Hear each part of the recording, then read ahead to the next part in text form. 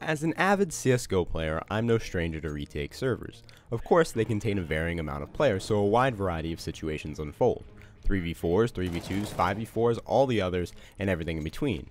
During my playing, I felt that certain bomb sites had a sweet spot, and a certain number of players were needed to hold it. Any less players, the site would be very difficult to hold, but with more, the difficulty did not seem to change much. In economics, this is something called the law of diminishing returns. The dictionary definition of this is, if one factor of production is increased while other factors are held constant, the output per unit of the variable factor will eventually diminish. If this is confusing, consider this example. Workers are added to a company that produces computers.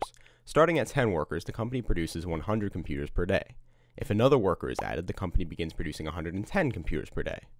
If yet another worker is added, however, the company begins producing 119 computers per day. Notice that the difference between 10 and 11 workers is 10 computers, while the difference between 11 and 12 workers is 9 computers. This diminishing return continues over time as more workers are added. Eventually, workers can actually get in the way of each other. Adding more workers at this point would actually decrease overall output. I'm sure you can already see how this connects to my retake anecdote. I suspect that there are diminishing returns for each added player in terms of their ability to hold a site together.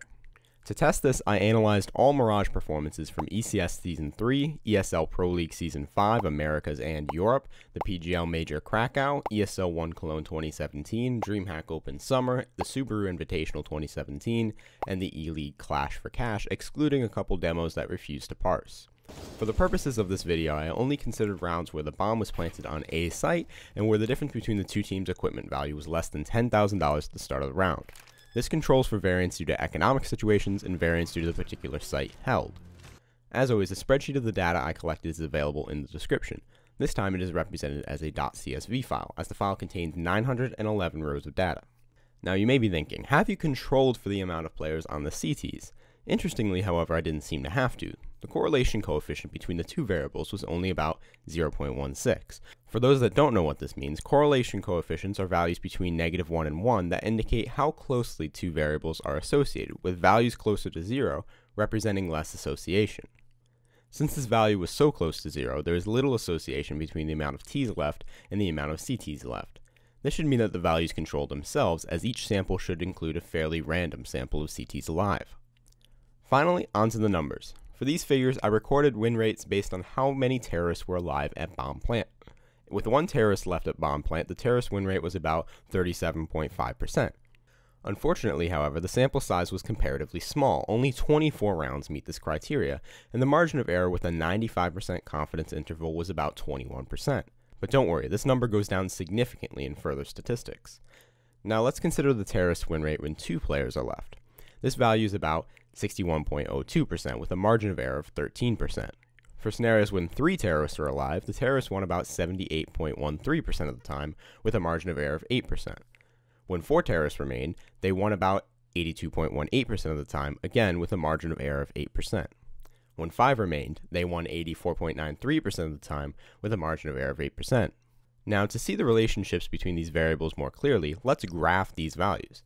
As you can see, the addition of each player does indeed show diminishing returns, where the graph tapers off at higher values of terrorists left. For those that are statistically inclined, the relationship can be represented with a logarithmic regression, where y is equal to 0.31 ln of x plus 0.39, where y is equal to the probability of winning the round, and x is equal to the number of players alive at bomb plant. This can also be visualized with a marginal returns graph. This shows the gain in likelihood of success with the addition of each player. As you can see, it drops significantly towards the end. In conclusion, there are diminishing returns in win rate when considering the amount of players alive when the bomb is planted. Teams may want to consider this when creating T-side strategies, as trying to keep a 4th player alive at bomb plant may be less important as getting the bomb plant itself or getting map control. Keep in mind, however, that these values almost certainly change based on the bomb site, as some may more easily allow for teamwork or for individual playmaking. Thanks for watching.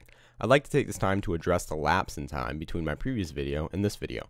This was due to a combination of health problems, learning new technologies to programmatically analyze games, and learning new ways to represent the figures I create. I'd like to thank my viewers for their patience, and I hope that future videos will be released within a more reasonable time frame. So I hope you enjoyed this video. I'm sure I don't need to remind you all, but interacting with videos helps the creators significantly, so please interact as much as you'd like.